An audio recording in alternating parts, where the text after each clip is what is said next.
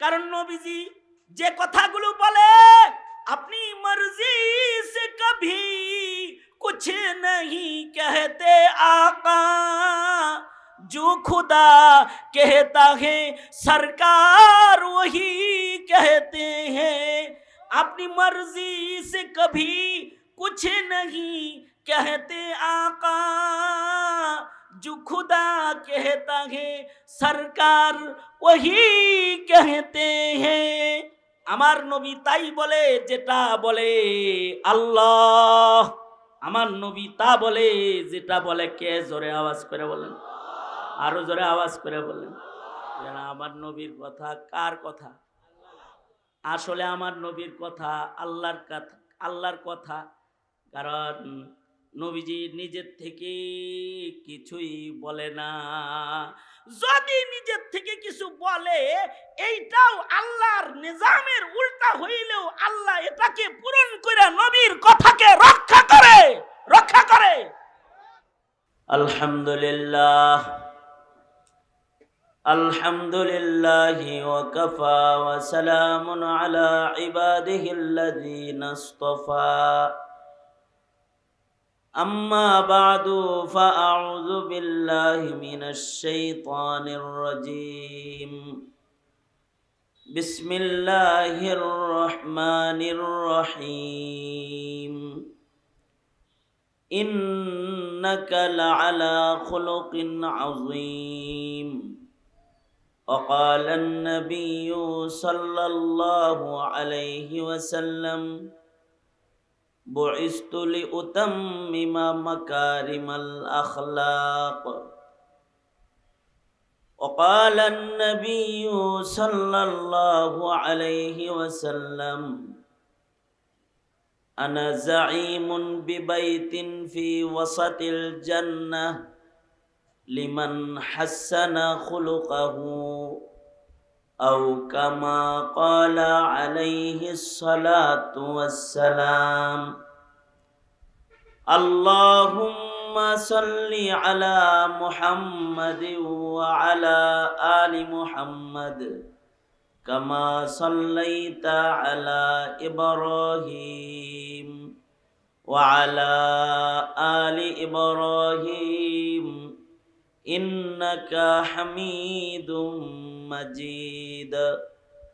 اللهم بارك على محمد وعلى آل محمد كما باركت على إبراهيم وعلى آل إبراهيم إنك حميد مجيد.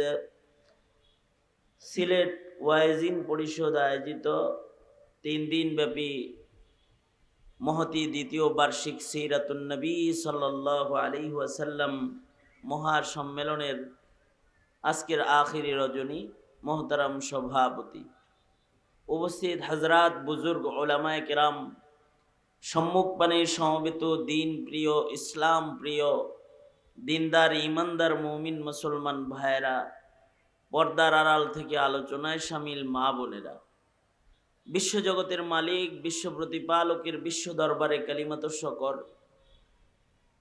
যে মহান রব্বুল আলামিন অত্যন্ত দয়া করে, মায়া করে, ভালোবেসে নবীজির মহাব্বতে সিরাতুন নবী শিরোনামের একটি গুরুত্বপূর্ণ মাহফিলে আমাদের আকাবির বুজুর্গদের সোহবতে দাওয়াত ও তবলীগের নিসবতে বসার তৌফিক যে মহান রব্বুল আলামিন দান করেছেন, তার দরবারে শুকরগুজার হই, শুকরিয়া আদায় করি, কালিমাতুশ শকর পড়ি, জবান ছেড়ে মোহাব্বতে ভক্তি ভরে সমস্বরে আওয়াজ করে বলুন আলহামদুলিল্লাহ।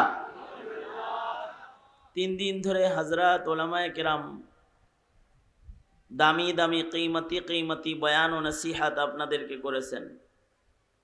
আমি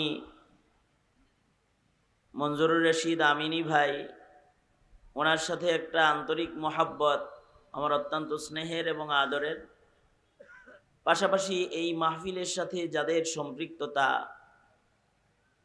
তাদের সাথে আমার এক হৃদয়ের টান মহাব্বত যারা এখানে ফান্ডিং করেছে, প্রোগ্রামটা হওয়ার জন্য মেহনত করেছে, তাদের সাথেও একটা যোগাযোগ, তাদের অনুরোধ, বিশেষভাবে কয়েস মিয়া, আমার ছোট ভাই দেলোয়ার, আরও যারা আছে এখান থেকে জোর জবরদস্তি যারা এই প্রোগ্রামের হাজিরি কামনা করেছে, তাদের শুকরিয়া আদায় করছি। তাদের কারণেই আপনাদের সামনে আজকে আল্লাহ রাব্বুল আলামিন হাজির করছেন। কিছু কথা বলবার এরাদায় সবার শেষে, মাহফিলের বিলকুল শেষ ভাগে আমি আপনাদের সামনে বরকতের নিয়তে সুমশহুর আয়াতে কারিমা এবং নবীজির মশহুর হাদিস দুই জায়গার থেকে আপনাদের সামনে পেশ করেছি। এইগুলোকে সামনে করে খুব সংক্ষেপে কিছু কথা আপনাদের সামনে বলবার এরাদা রাখি। আল্লাহ তাআলা কিছু উপকারী কথা আপনাদের কানে পৌঁছে দেওয়ার তৌফিক দান করেন। আপনারা দোয়া করুন, সকলে বলুন আমিন। আমাদের জিন্দেগি তখন সফল হবে যখন আমরা আল্লাহর প্রিয় হইতে পারব। আল্লাহ পাকের মাহবুব হওয়া ছাড়া জিন্দেগি সফল হয় না। তার জিন্দেগি সফল যে আল্লাহর প্রিয় হয়ে গেল। যদি হাসিনার মতো যদি দাদার প্রিয় হয়ে যায় কেউ, অথবা ডক্টর ইউনূস সাহেবের মতো কেউ নানার প্রিয় হয়ে যায়, তাতে হয় না। প্রিয় হতে হবে কার? জোরে আওয়াজ করে বলেন, আল্লাহর। আল্লাহর প্রিয় যে হয়ে গেল সে সফল হয়ে গেল। আল্লাহর প্রিয় হইব কেমনি? আল্লাহর প্রিয় হওয়ার জন্য আল্লাহর প্রিয় রং লাগবে। সিবগাতাল্লাহ, ওমান আহসানু মিনাল্লাহি সিবগা। আল্লাহ পাকের পছন্দের একটা কালার আছে, পছন্দের একটা রং আছে। সেই রংটা নিজেদের মধ্যে বাস্তবায়নের মাধ্যমে রবের কাছে মাহবুব হইতে হবে। আল্লাহ পাকের কাছে পছন্দের রং কিন্তু মানুষের বাহ্যিক রং যেটা, এটা না। আমাদের জীবনে জন্মের থেকে শুরু করে মওত পর্যন্ত একেবারে বাহ্যিক রং ঠিক করার মেহনত সবচেয়ে বেশি হয়। একটা বাচ্চা জন্ম নেওয়ার সাথে সাথেই তার বাহ্যিক কালার, বাহ্যিক গঠন সুন্দর করার মেহনত শুরু হয়।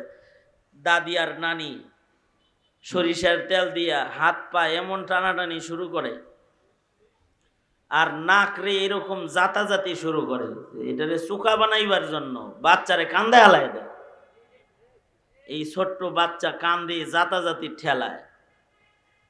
মেহনত হইল তার মাথাটা যেন গোল হয়, বিড়া বানায়া ওই জায়গায় মাথাটা রাখে। সরিষার তেল দিয়া নাক টানে, এটা যেন চুক্কা হয়, এটা যেন বোসা না হয়। হাতগুলা টানে যেমন লম্বা লম্বা হয়। আবার গোসল টোসল করায়া মাথা ধইরা এমনি এমনি জাকি মারে, আর বাচ্চা কান্না করে ওর গাঁটটা যেন লম্বা হয়। এটা জন্মের পর থেকেই তাকে সুন্দর বানাইবার মেহনত শুরু হয়ে যায়। বাচ্চাটা যদি কালো হয়, তার মা সুন্দর করে তাকে স্নো পাউডার আলতা দিয়া সুন্দর করে সাজায় দেয়। কাজল দিয়া কপালে চা দেখে সুন্দর একটা গোলাপ ফুল বানায় মানুষের কোলে তুলে দেয়। ছোটবেলা থেকেই মানুষই বাহ্যিকভাবে সুন্দর করার মেহনতে সবাই লাইগা যায়। এই বাচ্চাটার বয়স যখন, ঘুমাইছেন? কারা কারা ঘুমাইছেন হাত তোলেন তো দেখি। যারা ঘুমান নাই তারা দুনো হাত তোলেন। সোজা করেন, সোজা করেন, আঙুল খুলে দেন। আপনারা যাই এখানে কিছু মানুষ আছেন, আশপাশের লোকরা একটু জানান দেন, জোরে আওয়াজ করে বলেন সুবহানাল্লাহ। আরো আওয়াজ জমা আছে? বোবা কেউ আছেন? কথা কইতে পারেন এমন কেউ নাই তো? থাকলে আছেন, কিন্তু যারা কথা কইতে পারেন তারা আওয়াজ করেন, জোরে আওয়াজ করে বলেন সুবহানাল্লাহ, আলহামদুলিল্লাহ। শাহজালালের আওয়াজে বলেন আল্লাহু আকবার। হাত নামান।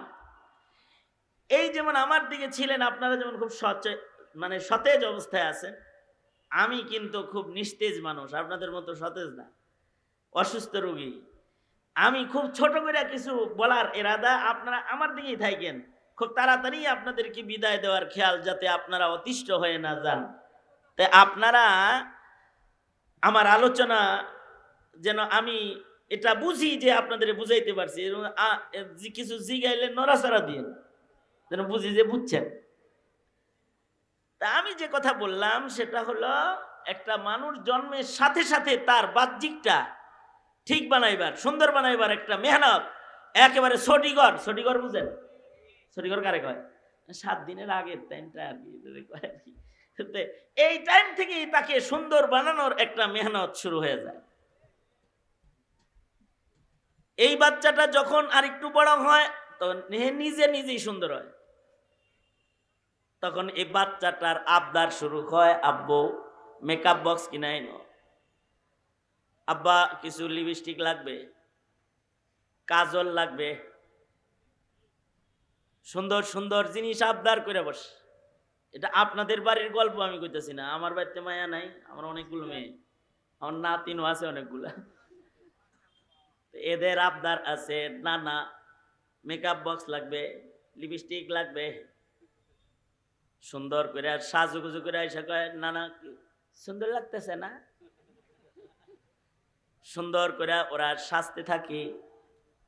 আবার যখন আর একটু বড় হয়ে যায় তখন ময়লা কাপড়ের ময়লা টের পায়, হাতের ময়লা টের পায়, তখন গোসলে 1 ঘন্টা লাগায়। যে একটু যুবক হয়ে গেছে, ওর ডলাডুলি আর স্মার্টনেসটা বাইরে গেছে, এবার সুন্দর করে সাজতে থাকে।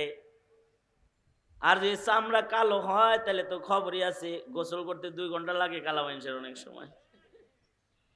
এ চিন্তা করে এমনি কালার না জানি আরো কোনো ময়লা থাকে, ওয়াসওয়াসার রোগী হয়ে যায়, এক শরীর 15 বার ডলে।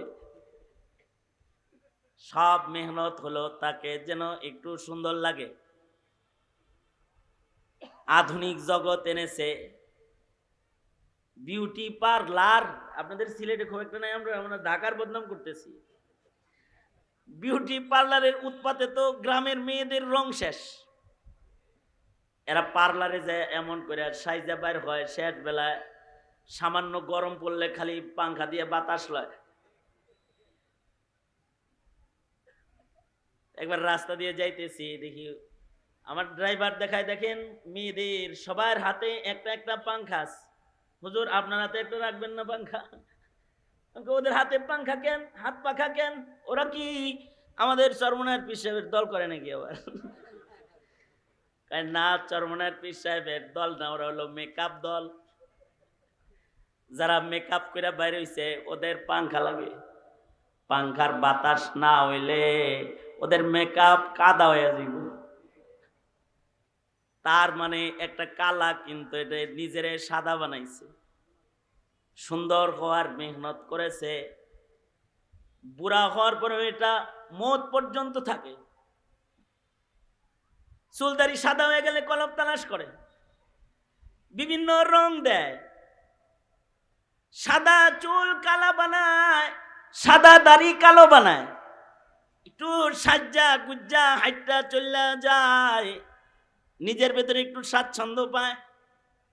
মনে মনে ভাবতে পারেন, হুজুর এটা কোনো নাজায়েজ কিছু নাকি? না জায়েজ, সাজুগুজু জায়েজ আছে। পরিচ্ছন্নতা মিনাল ঈমান, একটু সুন্দরভাবে চলাফেরা করা, এটা আল্লাহরও পছন্দ। ইন্নাল্লাহা জামিল ইউহিব্বুল জামাল। সৌন্দর্য তো ভালো জিনিস, কিন্তু এই বাহ্যিক এই সৌন্দর্যটা আল্লাহ দেখে না, এটা দেখে মানুষের চোখ। আল্লাহ আসলে বান্দার আলাদা আরেকটা সৌন্দর্য দেখে, যেটা আত্মিক, চারিত্রিক, আমলি সৌন্দর্য, যেটা এইটা আল্লাহ দেখে। ওইটা যদি কারোর ভালো হয়, তার দেখতে গঠন যদি কালা বেলালের মতো হাবশি মার্কাও হয়, ও জান্নাতের সর্দার হয়ে আল্লাহর বন্ধু হয়ে যায়। আল্লাহর রাসূল বলেন, ক্বালা রাসূলুল্লাহি সাল্লাল্লাহু আলাইহি ওয়াসাল্লাম, ক্বালা রাসূলুল্লাহি সাল্লাল্লাহু আলাইহি ওয়াসাল্লাম, ইন্নাল্লাহা লা ইয়ানজুরু ইলা সুওয়ারিকুম ওয়ালাকিন ইয়ানজুরু ইলা কুলুবিকুম ওয়া আ'মালিকুম। আল্লাহর রাসূল বলেন, আল্লাহ তাআলা তোমাদের বাহ্যিক সৌন্দর্য দেখে না, মহান রব্বুল আলামিন তাকায় দেখে তোমাদের আত্মার সৌন্দর্য, তোমাদের কলবের সৌন্দর্য আল্লাহ পাক দেখেন। তোমাদের অঙ্গের সৌন্দর্য গঠন দেখে না, তোমাদের কর্মের সৌন্দর্য দেখেন, তোমাদের ভালো কাজগুলো মহান আল্লাহ দেখেন। যাদের ভেতর চরিত্র স্বভাব কলব ভালো হয়ে যায়, আর যাদের আমলগুলো সুন্দর হয়ে যায়, ওই মানুষটা আল্লাহর বন্ধু হওয়ার উপযুক্ত হয়ে যায়। এই মানুষগুলো কি আল্লাহ তাআলা জান্নাতে নিজের বন্ধু বানায় সাথে রাখবে। এই বন্ধুত্বের পছন্দের রং শিখাইতে দুনিয়াতে যুগে যুগে নবী রাসূল আগমন করেছেন। নবী রাসূলরা বিউটি পার্লার লয়ে আহে নাই, সুন্দর সাবান আর সুন্দর শ্যাম্পু আর ভালো ভালো কিছু গ্লিসারিন নিয়ে আগমন করে নাই। তবে ওনারা কিছু আখলাক, কিছু চরিত্র, কিছু আমল নিয়ে আগমন করেছেন, যা মানুষকে মানুষ বানায়। সেই আমল, সেই চরিত্র না থাকলে দেখতে মানুষ হয়, কিন্তু এটা চরম মানুষের খাতায় নাম চলে যায়, চরম মানুষের খাতায়। হাসিনা যতই সাজুক, এটা মানুষ। মনে করেন দামি শাড়ি পরছে, দামি পুতির মালা পরছে, সুন্দর করে সাজ্জা গুজ্জা হাসিনা চলছে, কিন্তু কুত্তারাও এমন ধাওয়া কেউ দেয় না। হাসিনারে যে ধাওয়া দিছে, জাতি দিছে, এটা কিসের কারণে দিয়েছে রে? আরে তার চরিত্র খারাপ, তার ভেতর খারাপ, দেখতে মানুষ কিন্তু মনুষ্যত্বহীন এক অমানুষের খাতায় নাম, অমানুষের খাতায় নাম। এই চরিত্রটা মানুষের ঠিক হবে কেমনে? আল্লাহর রাসূল বলেন, قال رسول الله صلى الله عليه وسلم, নবীজি বলেন, বুইসতু লিউতাম্মিমা মাকারিমাল আখলাক। আল্লাহর রাসূল বলেন, তোমাদের কি সর্বোত্তম চরিত্র দিতে আমি আবির্ভূত। আর আল্লাহ তাআলা তার বন্ধুর শান বলেন, আমি আয়াত পড়েছি, ইন্নাকা লাআলা খুলুকিন আযীম। পড়েন আমার সাথে, ইন্নাকা লাআলা খুলুকিন আযীম, ইন্নাকা লাআলা খুলুকিন আযীম। নিশ্চয়ই আপনার জন্য সর্বোত্তম চরিত্র মাধুরী আমি রেখেছি, আপনার ভেতরে সর্বোত্তম চরিত্র দান করেছি, এটি আপনাকেই দিয়েছি। এই চরিত্রের নকল কপি উম্মত হবে, যেই চরিত্র রাসূলকে দেয়া হয়েছে। নবীজির টোটাল চরিত্রের মহাসাগর বর্ণনা করা সারা দুনিয়ার সব মানুষ মিলেও সম্ভব না। নবীজিকে তো আল্লাহ তাআলা সর্বোত্তম চরিত্র দিয়েছিলেন, যার বর্ণনা সাগরের পানির চাইতেও অনেক গভীর, যার শব্দ গাঁথনি পৃথিবীর সব মানুষ দিয়ে এই শব্দ গাঁথনি বানায়ও এটার শেষ প্রান্তে যাওয়া সম্ভব না। তবে মৌলিক চরিত্রের কিছু দিক জাতির সামনে তুলে ধরা সম্ভব।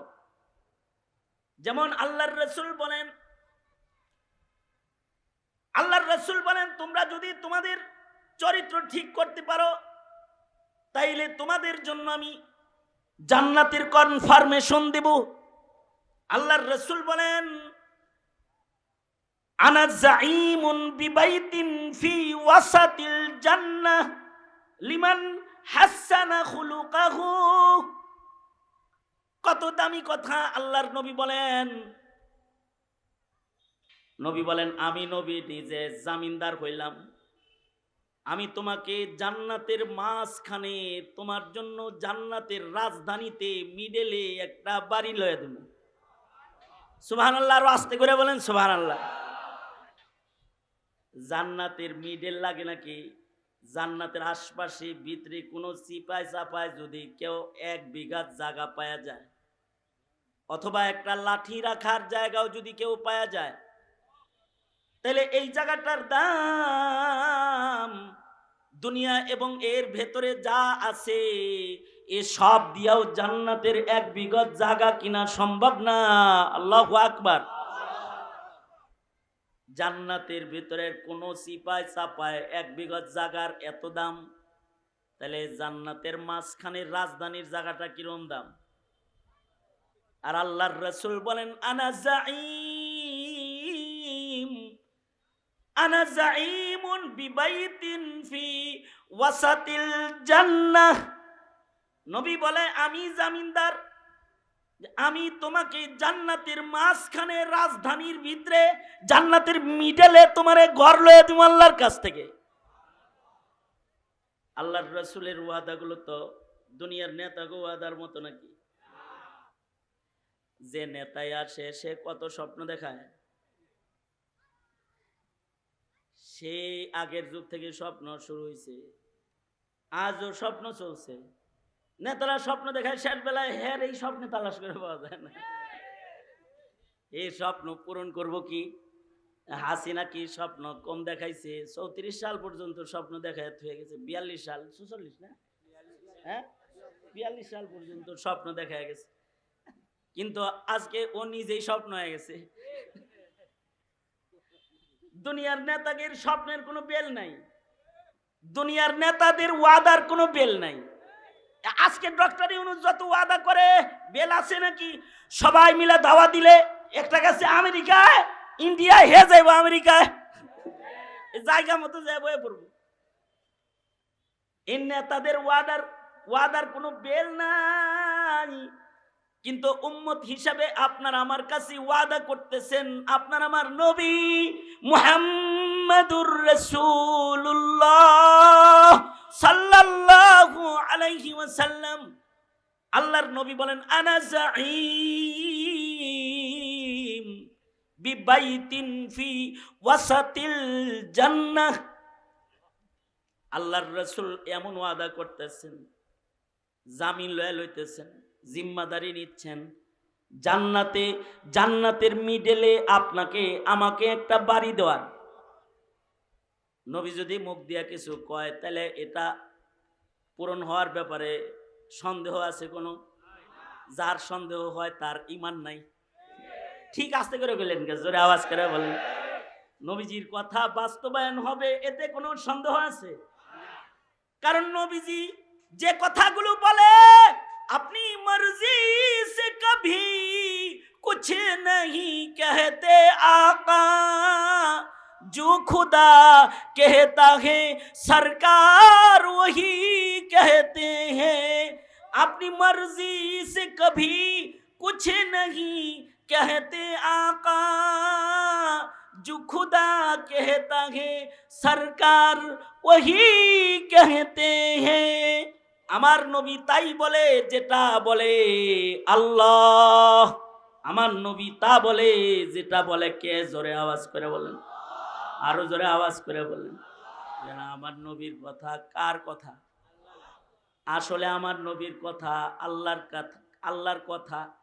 কারণ নবীজি নিজের থেকে কিছুই বলে না। যদি নিজের থেকে কিছু বলে এইটাও আল্লাহর নিজামের উল্টা হইলেও আল্লাহ এটাকে পূরণ করে নবীর কথাকে রক্ষা করে। 2-4 জায়গায় আল্লাহর রাসূল বলছেন এরকম, কিন্তু আল্লাহ তার নবীর কথাকে বাস্তবায়ন করেছেন। আল্লাহর নিয়মকে পাল্টায়া দিয়েছেন আল্লাহ তাআলা। আল্লাহ পাকের নিজামকে পরিবর্তন করে রাসূলের জবানকে ঠিক রেখেছে কে? আল্লাহ নিজে।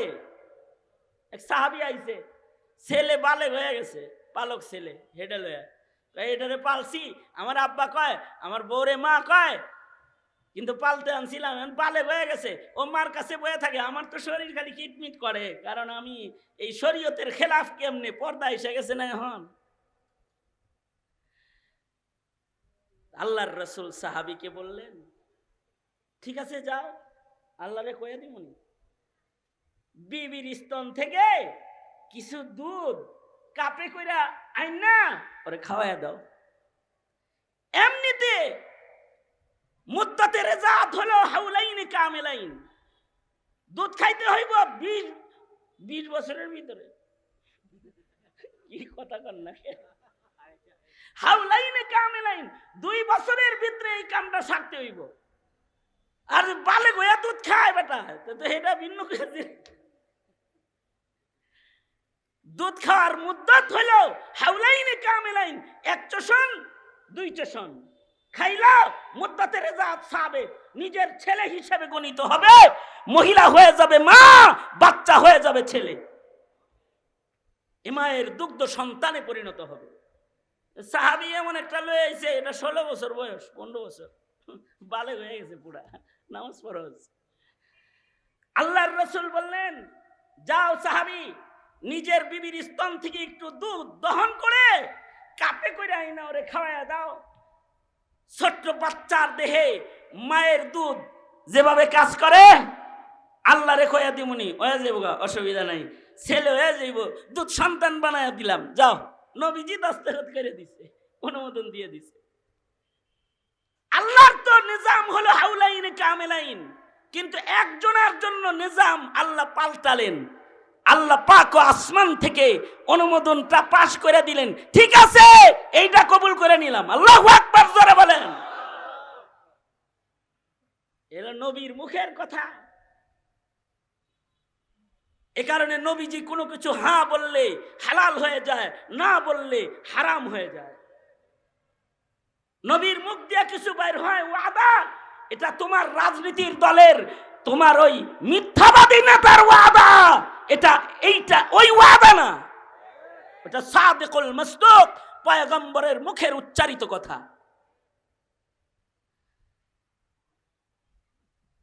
আল্লাহর রাসূল সাল্লাল্লাহু আলাইহি ওয়াসাল্লাম দোয়া করলেও কবুল, বদদোয়া করলেও কবুল। নবীজির মুখের কথা বাস্তবায়নকারী যে আল্লাহ, এটা খালি ঈমানদাররা জানে না, এটা কাফেররাও জানতো। এ কারণে কোন কাফেরকেও যদি রাসূল কিছু বলছেন, কাফের ডরায় গেছে। নবীজি কাফেরকে বলছে, তোরে বাঘে খাইবো, তো ভয় পেয়ে গেছে, হ্যাঁ কাম হইছে, বাঘের খাওয়ানো হইছে। কাফের কিন্তু রাসূলের নবুয়ত মানে না, কিন্তু নবীজির মুখের কথার উপরে তার আস্থা আছে, সে ভীতু, আমাকে বাঘে খেয়ে ফেলবে। মুহাম্মদ মিথ্যা কথা কয় না। আল্লাহু আকবার, আরো আস্তে করে কোন আল্লাহু আকবার। বন্ধু বান্ধবরা কয় চল পিকনিকে যাই, হ্যাঁ বাঘের খাওয়ানো হই, কেন সমস্যা আছে, জঙ্গলে গেলে বাঘে খাইব, তখন আর রাখা পাহারা দিব, আমরা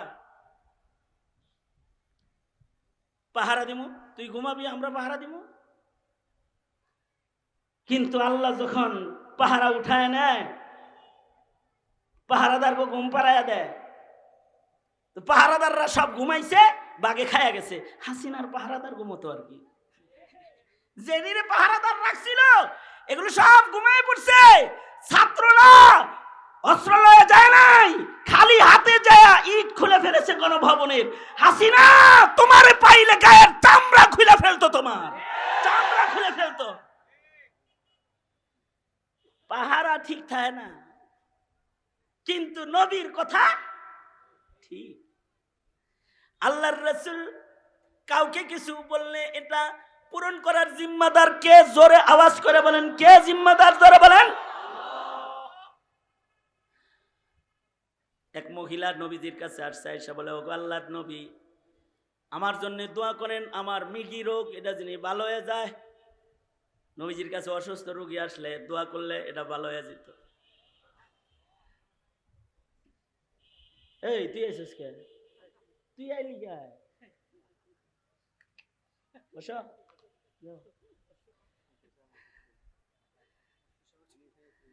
মাশাআল্লাহ, বসো বসো বসো। সাহাবী আয়েশা বলে, মহিলা সাহাবী, আল্লাহর নবী আমি অসুস্থ, মৃগী রোগী, দোয়া করেন যেন ভালো হয়ে যায়। কারণ নবীজি রোগীরে দোয়া করলেও রোগীর সাথে সাথে ভালো।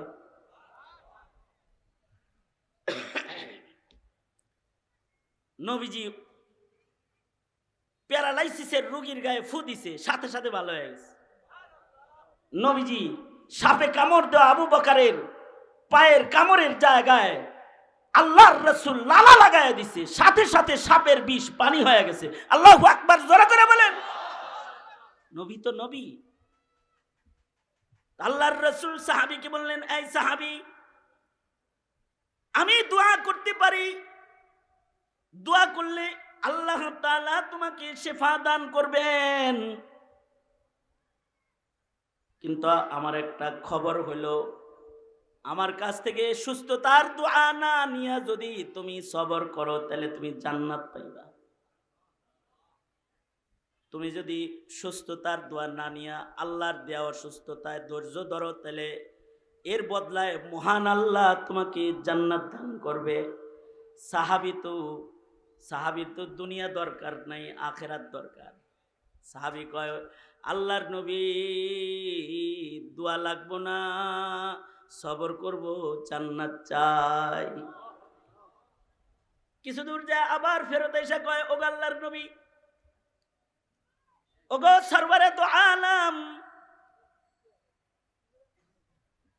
সুস্থতার দোয়া নাই দিলেন, তাহলে আমাকে আরেকটা দোয়া কমাস কম দেন, সেটা হলো এই, ওগো আল্লাহর নবী, আমি যখন অসুস্থ হয়ে পড়ি তখন আমার জ্ঞান থাকে না, আমার সতর খুলা যায়, আওরাত খুলা যায়, পর্দা নষ্ট হয়ে যায়। ওগো আল্লাহর নবী, আপনি দোয়া করে দেন, আমি যখন অসুস্থ হই তখন যেন আমার সতর খুলা না যায় নিজের অজান্তে। আল্লাহর নবী দোয়া করে দিলেন, যাও, দোয়া দিয়ে দিলাম, অসুস্থ অবস্থায়ও তোমার সতর খুলবে না, তোমার সতর আল্লাহ তাআলা হিফাজত করবেন। আল্লাহর নবীর মুখের কথা এত তাসির, নবীর মুখের কথা মহান আল্লাহ এমন ভাবে ফলাইলেন, কাপড় মানুষ দইরা রাখে, সিফটি বিন দিয়া আটকায় রাখে, সুন্দর করে আটকায় রাখে, দইরা রাখে, তাহলে কাপড় ঠিক থাকে। কিন্তু ইতিহাসের পাতায় এই মহিলা নবীর দোয়া লইছে, সে যখন মৃগী রোগে রুগ্ন হয়ে যেত, অসুস্থ হয়ে যেত, তার কাপড় ধরা লাগতো না, নবীর দোয়ার বরকতে কাপড় নিজেই তারে ধইরা রাখতো। কারণ কথাটা বের হয়েছে মুহাম্মদুর রাসূলুল্লাহ সাল্লাল্লাহু আলাইহি ওয়াসাল্লামের জবান থেকে। এই কারণেই ভণ্ড নবী মুসাইলামা কাযযাবের কাছে এক অসুস্থ রোগী গেছে। মুসাইলামা কাযযাব ও কি নবী নাকি ভণ্ড? জোরে আওয়াজ করে বলেন। নবীর যুগেই নবুয়তের দাওয়া করেছে। দাজ্জাল, কাযযাব, মিথ্যাবাদী, কাফের, নবী দাবি করছে। ও যখন নবী দাবি করেছে তো একজন গেছে, একজন যায় কয়, নবীদের দোয়া কবুল, আমার মাথায় চুল নাই, টাক মাথা, আমার মাথায় হাত দিয়ে একটু দোয়া করে দাও। যাদের মাথায় টাক পরে তারা কিন্তু টাক মাথা লয়ে খুব মুসিবতে দেয়। আমার বাসার পাশে একটা দোকান আছে, এই দোকানের সামনে এক টুপিওয়ালা খালি বয়ে থাকে। তা আমি মাঝে মাঝে এরে নামাজে নেওয়ার জন্য তাশকিল করি, কিন্তু এটারে মুশকিল মনে করে। তো নুরুল্লাহ ভাই আমাদের জিলপার মসজিদের ইমাম, তখন আমি ওনারে টানতেছি, তো মুফতি সাহেব আমার হাত ধরে কয়, সারেন তো সব কারে টানাটানি করতেছেন। আমি কেন টানাটানি করলে অসুবিধা কি? টুপি মাথায় দিয়ে রয়েছে, নামাজ তো বেচারা পড়বই, জামাতটা ধরলে সুবিধা না, এই জন্য টানাটানি করি। তো ইমাম সাহেব কয়, হুজুর ওইটা নামাজের টুপি না, মাথায় চুল নাই, ওটা হলো টাক ঢাকার টুপি, টাক ঢাকার টুপি। মাথায় চাল দিতে চুল নাই, তো এখনই টুপি দিয়া টাক ঢাকা রাখছে, হেরে টানলে আইব হুজুর, টুপি পরে হইলো টাক ঢাকার লেগে, নামাজ পড়ার লেগে না। বহুত দুষ্ট আছে এখন নামাজ পড়ে ভোট পাওয়ার লেগা, পাঞ্জাবি পরে ভোট পাওয়ার লেগা, মসজিদে যায় ভোট পাওয়ার লেগা, হুজুর রে সালাম আলকি দেয় ভোট পাওয়ার লেগা, ভোট পাওয়ার লেগা। মোহতারাম হাজিরিন, যাই হোক, আমি তো সিরাতের কিছু কথা কমু বলে পড়ছি, রাজনীতি ফাজনীতি আমি পারিও না, করিও না। বাহারহাল এক টাক্কা আইছে মুসাইলামা কাজ্জাবের কাছে, এসে বলে কি, নবীদের মুখের দোয়া কবুল, আপনি যেহেতু নবী, মুহাম্মদুর রাসূলুল্লাহ সাল্লাল্লাহু আলাইহি ওয়াসাল্লাম কত মানুষের দোয়া করলো, ভালো হয়ে গেল, আপনি আমার মাথায় হাত দিয়ে একটু ফু দেন না, যেন আমার চুলগুলো উঠতে যায়। মুসাইলামা খবিসটায় ভাবলো যে ঝরে বক মরে ফকিরের কারামতি বারে, দেহি ফু দিয়া জ্বালায় টালায় নাকি, তো ফু দিছে একটা, যা চুল সাইডে সুইডে ছিল এগুলো পড়ে গেছে।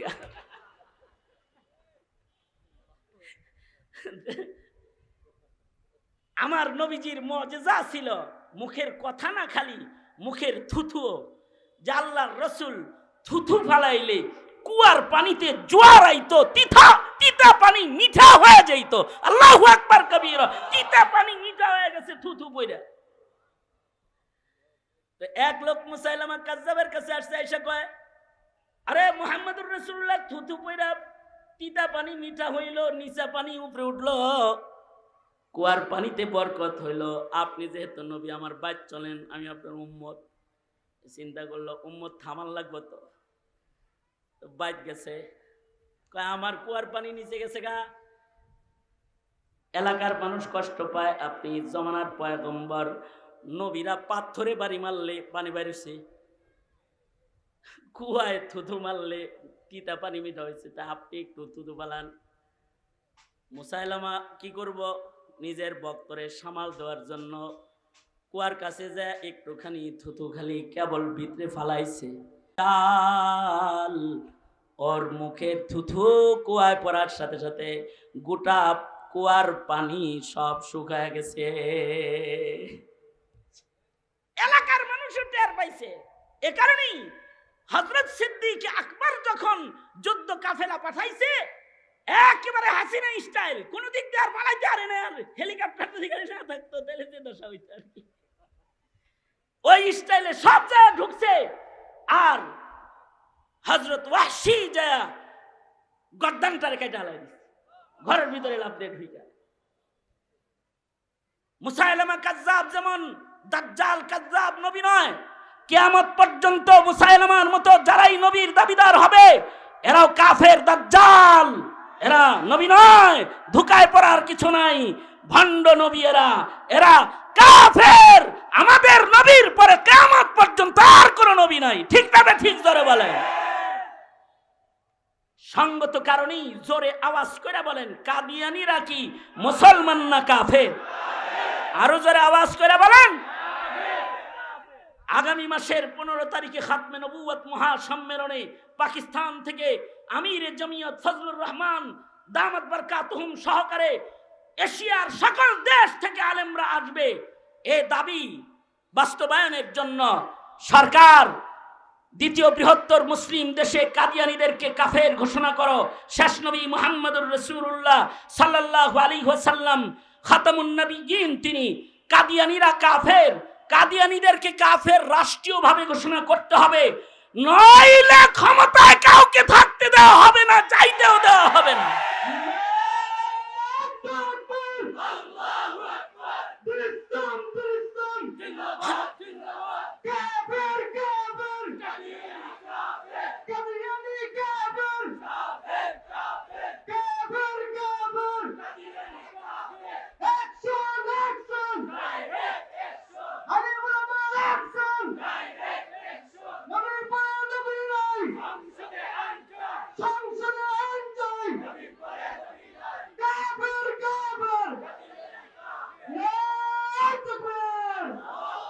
সিলেটের শাহজালালের বংশধর, শাহজালালের মাটির মানুষ, আপনাদেরকে বলছি, কাদিয়ানীদেরকে অমুসলিম ঘোষণার জন্য সর্বোচ্চ কুরবানি যখন দেওয়ার সুযোগ আসে, আবার প্রয়োজনে শাপলা চত্বরে যেতে হবে, রাজপথ রক্তে লাল করতে হবে, কাদিয়ানীদেরকে মুসলিম পরিচয়ে থাকতে দেওয়া হবে না, থাকতে দেওয়া হবে না।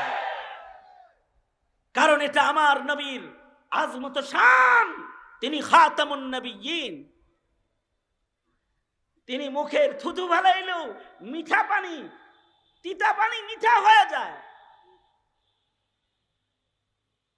আগামীর 15 তারিখের 15ই নভেম্বরের খাতমে নবুওয়াতকে বাস্তবায়ন করার, মহাসম্মেলন বাস্তবায়ন করার দায়িত্ব দিয়ে যাচ্ছি। এই নবী প্রেমিকেরা রাজি আছেন তো ইনশাআল্লাহ? ইশকের দস্তখত করতে তৈয়ার থাকবেন ইনশাআল্লাহ।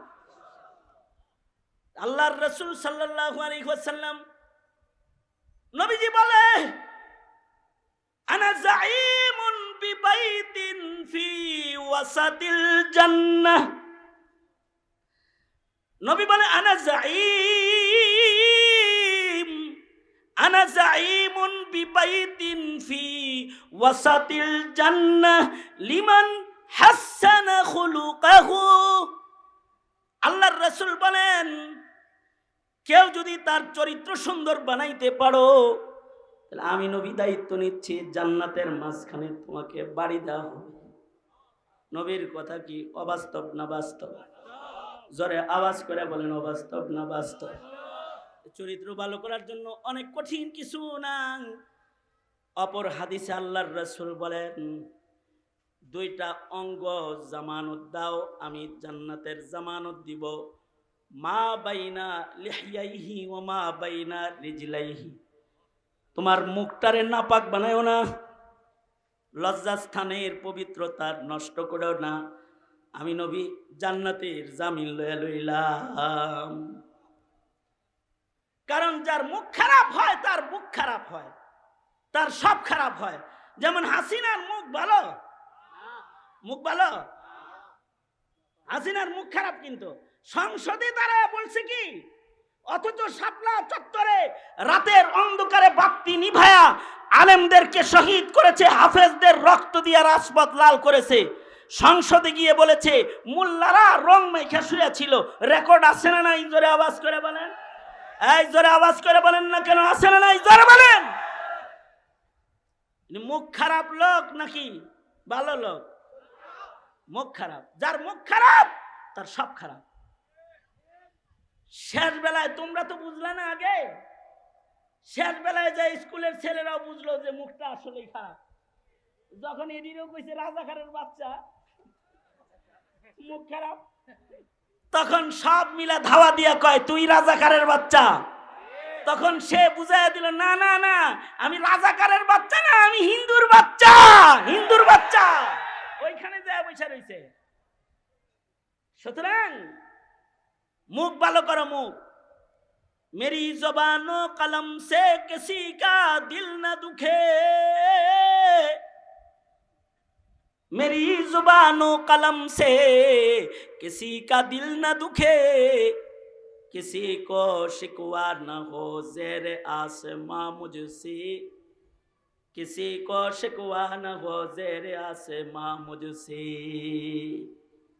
চরিত্র ভালো করার জন্য 2টা জিনিস পবিত্র করো। মুখ পবিত্র করো, মিথ্যা বলবো না, গীবত করবো না, চগলখড়ি করবো না, গালিগালাজ করবো না, কষ্ট দিব না, লজ্জাস্থান হেফাজত করব। রসুল বলেন, সিলমান কাতাকা ওয়াফু আম্মান যালামাকা ওয়া আহসিন ইলা মান আসাআ ইলাইকা। চরিত্রের মৌলিক বিষয়, যে তোমার সাথে সম্পর্ক নষ্ট করতে চায় তার সাথে সম্পর্ক জুড়ে ফেলাও। যে তোমারে কষ্ট দেয় তুমি তার কষ্ট দেওয়ার কারণ হও না, তুমি তারে সুখ দাও। যে তোমার ক্ষতি করে তুমি তার উপকার করো। যে তোমার সাথে দুর্ব্যবহার করে তাকে তুমি মাফ করে দাও। যে তোমাকে কষ্ট দেয় তুমি তাকে মিষ্টি দাও। যে তোমাকে গালি দেয় তুমি তাকে সালাম দাও। এটার নাম চরিত্র। ওয়াফু আম্মান যালামাক, জুলুম মাফ করে দেওয়া হবে। কিন্তু মনে রাখবে একটা গোষ্ঠী, সবাইকে মাফ করা যায় না। কিন্তু আল্লাহর রাসূল ফাতেহ মক্কার পরে সকলকে ক্ষমা করেন নাই, কিছুকে আলাদা করে করে বাদ রেখেছেন। তোমরাও সবাইকে মাফ করবা, কিন্তু ফ্যাসিস্টদের ক্ষমা হবে না। এই দেশে আওয়ামী লীগের রাজনীতি চলতে পারে না, করতে দেওয়া হবে না।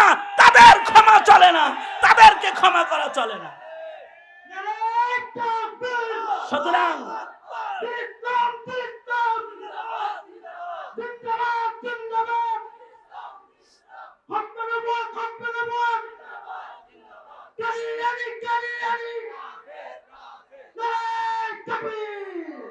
চরিত্র গঠনে, মানব সম্পদ উন্নয়নে উলামায়ে কেরামদের পাশে থাকতে রাজি আছেন তো ইনশাআল্লাহ?